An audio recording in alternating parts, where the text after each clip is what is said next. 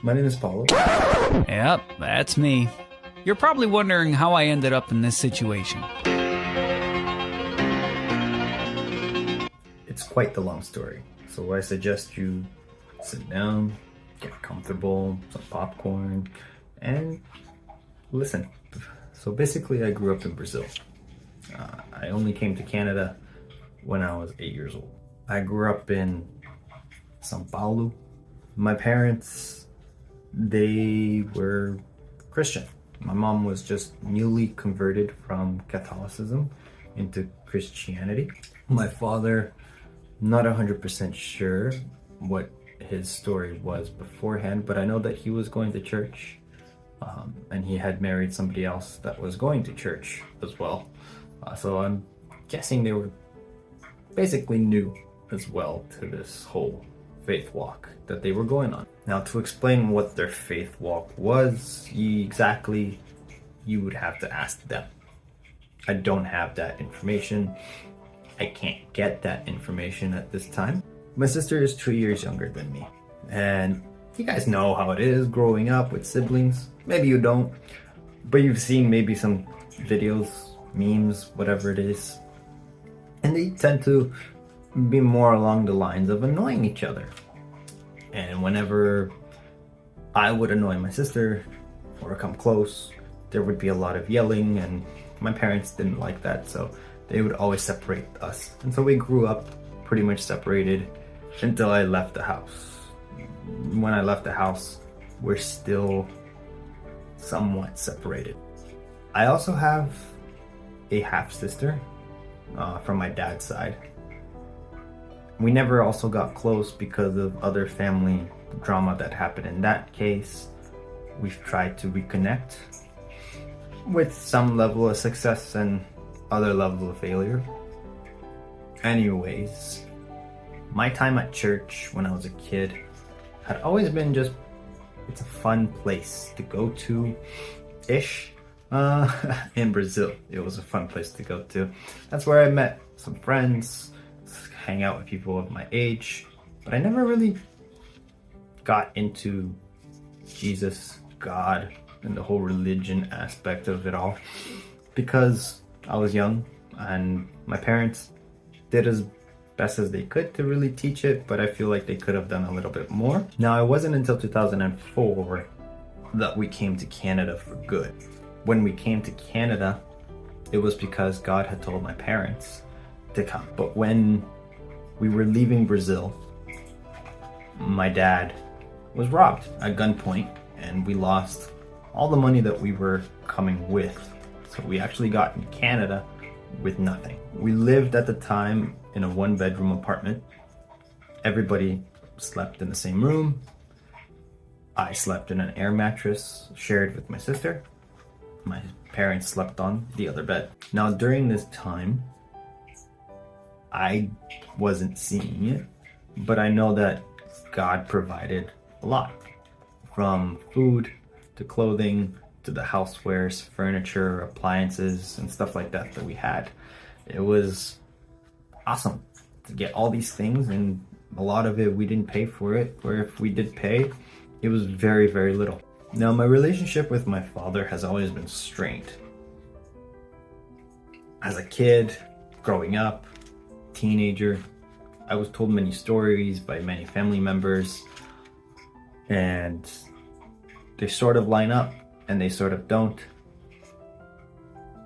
I want to put a disclaimer that I'm not bashing on my family for this video. It's truly just a testimony. It's just to explain to you as to where I am today and how I got here and the experiences that I had to go through. Basically, the things that my father and I have gone through, many could just put a label and say that it was abuse in different forms. And there's a reason for all that. When I was born, my father thought that I either got switched at birth, or I believe one story I heard was that my mother cheated at one point and had a baby with some other dude, which is not true. Now, when I was born, I don't quite remember this, but my parents owned a newsstand in Brazil. And it does take quite a bit of time, to take care of a newsstand because you gotta wake up early and do other things. But during the first year of me being born, they gave me to somebody else, to a different couple, which I would later on call this couple Grandma and Grandpa. But truly, only my father really knew them. My mother didn't quite know them. And so that was my first year of being born. Now, I brought this up with them and they have said that they did come to visit and whatnot, but I can't remember exactly how everything was. All I know is that for the first year, I didn't really live with my parents. Now, the couple was pretty awesome. They unfortunately have passed away, but they were actually closer as grandparents to me than my actual grandparents. This is due to a variety of things.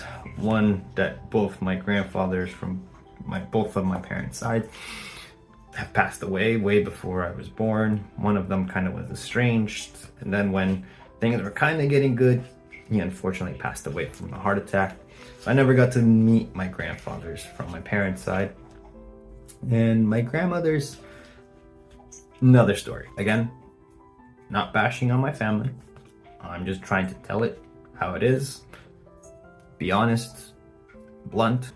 Now, before I was born, my mother did always say, and even after I was born, always said that she wanted to have a kid, a son, especially a son, with my father. And along came me. Because of the doubts that were in my father's head, I was never truly able to get close with him at all. Our relationship has always been weird. And no matter how similar we actually may be to each other, sometimes I do see it. I don't know if to this day thinks the same. And as a kid, I prayed and I begged God to change his heart. This was something my mom always said to me to do when I was a child, that if I prayed enough, my dad would change. So my parents came to Canada because God told them to, as to start a magazine here, a Christian magazine. So we started going to many churches all around, mainly churches that spoke Portuguese, either from Portugal or Brazilian churches.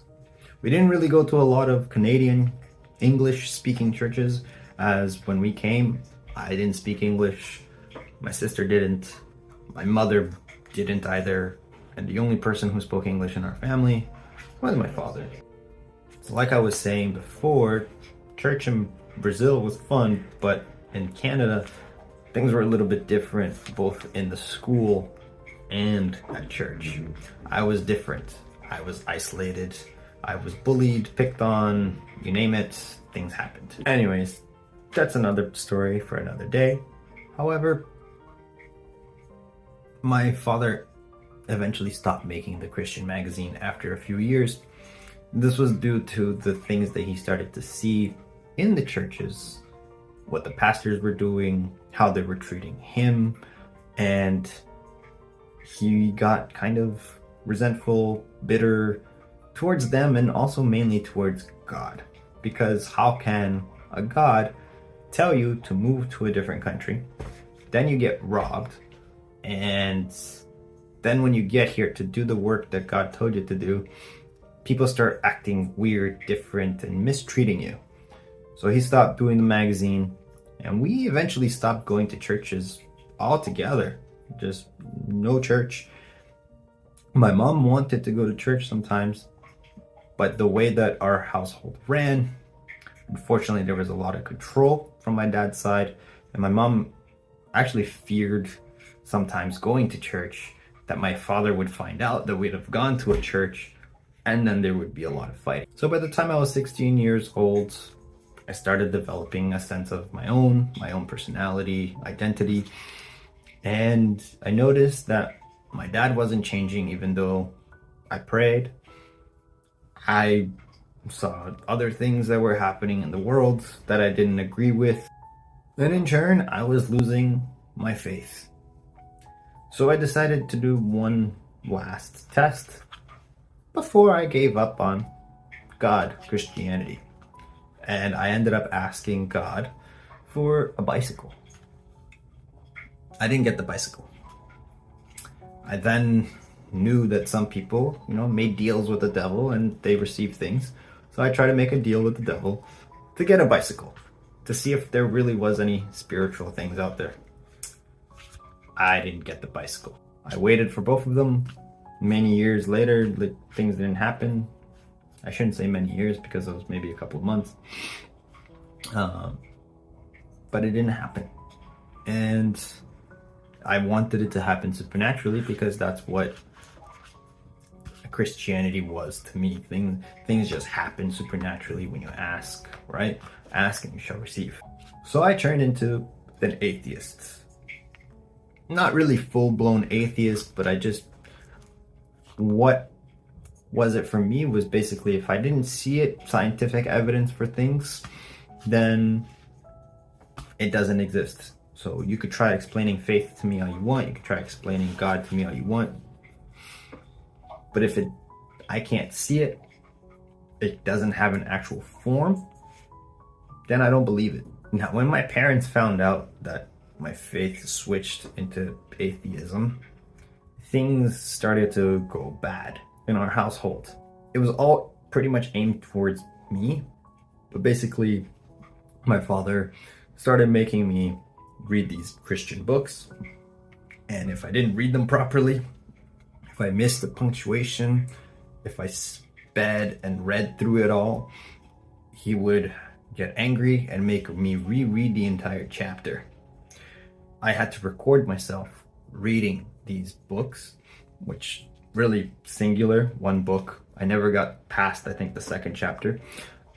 He made me eventually write the book out. So if it started with the word and, it would have, and if the book ended on that page with another word, let's say the, it would have to, like the page that I wrote would have to be exactly like that. Even if I had the space, I had to almost perfectly write the book as it was on another notebook. Eventually that didn't work. So they started forcing me to go to church on Friday or Thursday, whatever it was, for some kind of life group get together, and on Sundays early in the morning for church service. The church that we ended up going to was finally a Canadian church, sort of. This church was a church that my father had gone to back when he was a kid, and the people were very nice. They all tried to give me their 2 cents as to why I should be Christian, as to why I shouldn't be just an atheist. I gave them my reasonings as to why I was what I was. I played nice with everybody. My parents taught me to be a well-mannered child. I was respectful. I just had my own points. I didn't interrupt anybody there. I wasn't trying to convert anybody into atheism. I said, you want to believe it, but I don't. However, the pastors and the leaders that were there, they took offense that whatever they were saying to me wasn't getting through or something. Don't know exactly what happened. I only came to know this year or so. But they took offense and they banned me from going to that church. But they didn't ban the rest of my family. If you ask what kind of church is this, is weird, I know, because what church bans somebody that doesn't believe in God? Because the whole point is for a church to accept people that don't believe in God to be in that space, so that, they can be receptive to God eventually. That aside, my dad got extremely furious, and he said, he didn't really explain to me at that time why I needed to apologize. They just said, you disrespected the entire church, and so you need to apologize, and you need to apologize to me as well, to my father I needed to apologize, and to my mother, and to my sister, and I was like, I'm not apologizing for anything. I didn't do anything wrong. I basically had my own belief system. You guys, everybody can have their own belief system, and I have my own rights.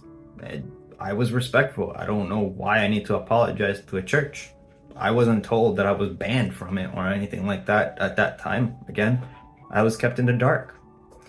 So for a whole 2 weeks or so, there was this whole discussion as to whether I was going to apologize or not.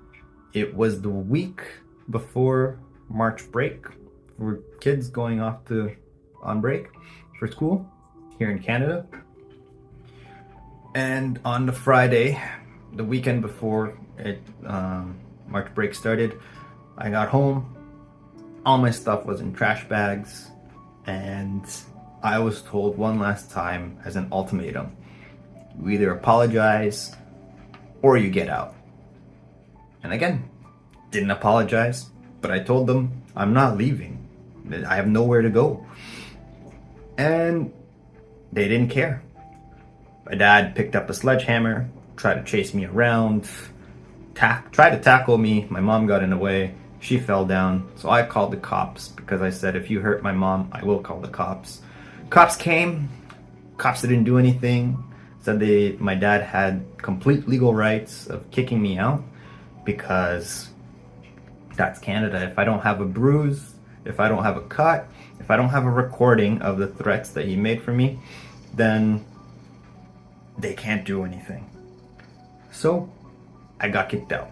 I was out of the house, and God actually, at that time, I didn't believe in God, but I know that God at the time put people in my life to help me get through that situation. And just taking a moment here to thank them. They know who they are. I haven't talked with them in a while, and I want to apologize again to you guys for anything that has happened between us. I do want a friendship with you guys. So I was living downtown for some time, and it was finally my birthday. I had made plans to meet my mother downtown. While we were out, very brief, we had just gotten together. A client of hers calls and says, "Hey, did you forget about me? We had an appointment that we booked today." And my mom, instead of rescheduling it for another time, another hour or so, simply tells me she's gotta go. And it's funny because my mother, when she met my wife, said something that was hilarious to me. She said, "If you ever forget my birthday, I'll get very angry. I cut you off. I don't like it when people forget my birthday." So for my mother to forget my birthday when her stance on birthdays are what she told my wife, that was very... Also, the whole fact that she said that she wanted a kid, always wanted a son, and then to forget her own son's birthday, first son, I'm the first of my mom's, second of my dad's, is nuts, in my opinion. My own son, I don't forget his birthday. So, there's a lot of hurt there, and I decided to just cut them all off. I didn't speak to my parents for about 4 years. So if I had died in that time, I know that for a fact they wouldn't have known whatsoever what happened to me. In those 4 years, I got into drugs, smoking weed. I tried LSD.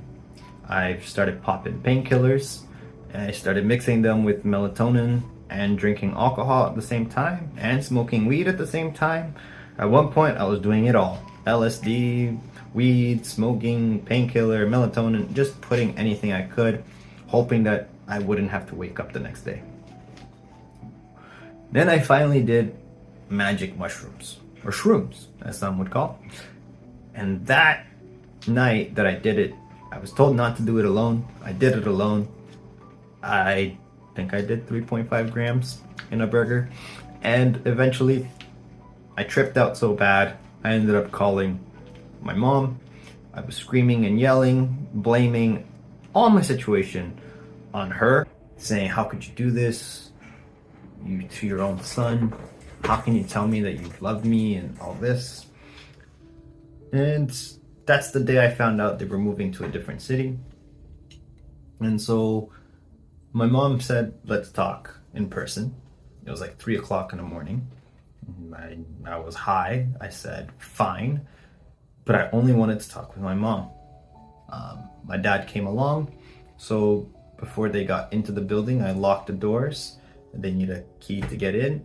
I went upstairs and I told them, get out. You lied to me once again, and I don't want anything else to do with you guys." Eventually, after half an hour to 45 minutes, I gave in and they started to come upstairs.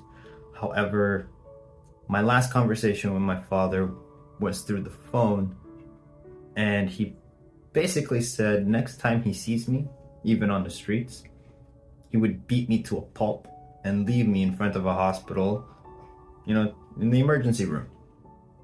And so I was scared, and I didn't want to speak with him for many of those reasons and others.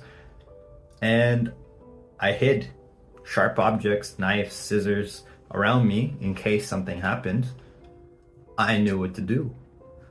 Thank God nothing like that did happen. Everybody just talked. My dad stayed in his corner. I stayed in mine. Nobody did anything.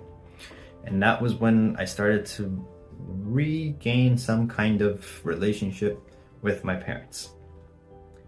Now, I had to make most of the effort as well for this relationship to kind of work, because they never came to where I lived.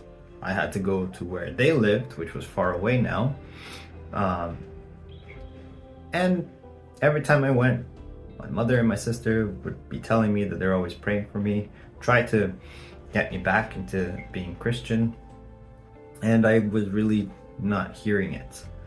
However, throughout many years that I was alone, I did have other friends and colleagues that weren't Christian, but had some kind of spiritual, supernatural experience with something, either raising dead birds up or doing the Ouija board and seeing things physically there, and a bunch of other foolishness that,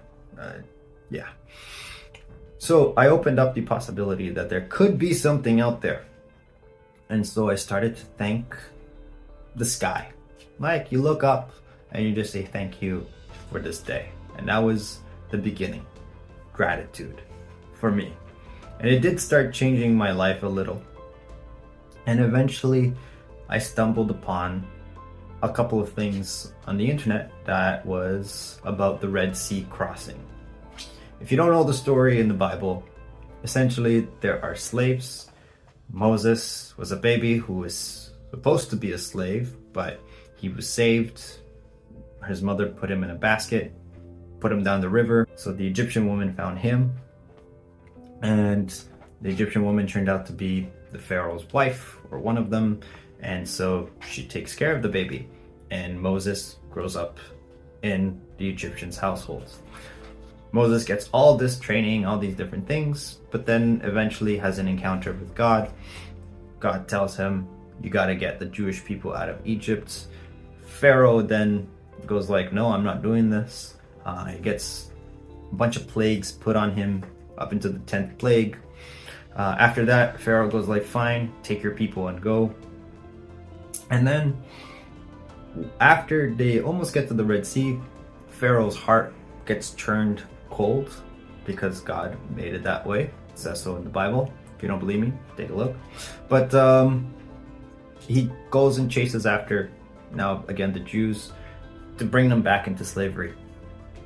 God then protects them through a pillar of fire, and Moses then, with the help of God, splits the Red Sea. All of the Jews cross, and the Egyptians basically, they're the last ones to get into the area where the sea was being parted. Sea comes crashing down. It kills or suffocates all of the soldiers that were chasing the Jews. All the Jews are saved. None of them pass away. And they have found carriages from the Egyptian times down at the Red Sea. Also, if you know anything about sand and water, it always moves. Water is always moving. Sand is always moving. And after thousands of years, there is still one location, which is that same location, that's safe enough for the carriages of that time to have gone down safely and for all the Jews to have crossed through. How can that be? To me, that's impossible because sand is always moving. So somehow God has kept that there. Not to mention that pillar of fire that God took form of in that area where they believe the crossing happened. It's not really sand and it's not really mud or anything like that. It's been saved like glass of sorts or whatnot with extreme high temperatures, and you can see footprints of the people who have crossed or were there. So for me, it was like, if one story is real, all of them have to be real. And over the course of time, I have found out that archaeologists have found places like Sodom and Gomorrah that were brought down by brimstone, and there's 2 locations that there shouldn't be brimstone there. It's there. Then there's also how the archaeologists, the historians, want to change the history of Egypt to match what the Bible says, even though they're not Christian, because it makes a whole lot more sense than what the Egyptian history right now is. And the reason why they haven't been able to change that is because of the Egyptian government. They don't want to make that change. So, but historians do say that the Bible matches up pretty close to a lot of the finds that they get down there. So I just find it interesting that it's kept as it doesn't make headlines like it should, but to me, that was it. If one story is real, all these other evidences that I found support it. As a person who was saying, I only believe in science and things that I can see, these things exist. There are photos of it, and other people will say whatever they want to say about it. However, to me, it's real. I wish I had the money to actually go and take a look at it for myself. But for now, I've got to take the word of what I've seen. Like, to explain how to believe in God as well, you don't need to sometimes see these things. Once you start living in it, there's other experiences that you start having that now I have a completely different view on it. It doesn't take science for me to believe in everything. So when I made that decision to believe into Christianity, I decided that I wasn't going to be like the bad Christians, or I shouldn't say bad, but just the ones that we shouldn't look up as role models, as Christians that want to follow God. Because there are some churches, like the ones that I've told in my story, that I have experiences with that aren't the best. But I have experience with churches that are better than that now. And it's all about discernment. It's about knowing where to be. It's where God leads you to be. And today I have found a church that is amazing. I know it's led by the Holy Spirit, and that's what you want to ask for, and eventually you'll find it. In 2019, I ended up getting baptized. In 2021, I ended up getting married after asking God to show me my wife, and he did. In 2022, we had our son. And today I know that whatever my family, whether it be my parents or with my wife, with my son, whether it's good things or bad things, I know that I go to God. He's always there, and he's going to get us through anything that we may need. I know that everything may not be restored right now. Things may be still broken in my life with my family. However, I have faith that God will reunite us, reconcile, and restore all the lost time that we've had. Obviously, I'm not saying that he's going to give me like an additional 5 years just because we've lost like 5 years or whatever. But look, I know God can restore a lot of it, all broken stuff that may still be going on with my family, with your families, and all through the dark times. Really, God uses those seasons too. It's not just dark times. God didn't forsake us.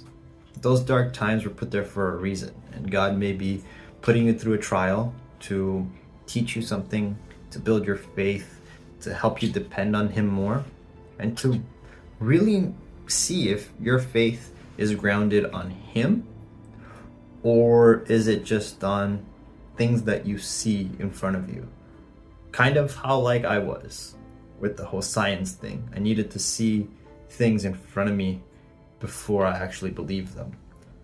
And today, that's not the case anymore. I'm different in the sense of where my faith, I can believe in what God has told me, even if it looks like a desert all around me. God is sovereign. What He puts together, no one can separate. If God hardened the hearts of Pharaoh, He can harden the hearts of some people, but He can always change that as well. So for a season, there may be separation, there may be some kind of whatever it may be, but again, man can't take away from that. What God put together, He will put together again. There are times where we need singleness because we won't be able to learn, or we won't be able to God can't get everything out of us if we're not in a state of isolation. So that is also something I've been learning.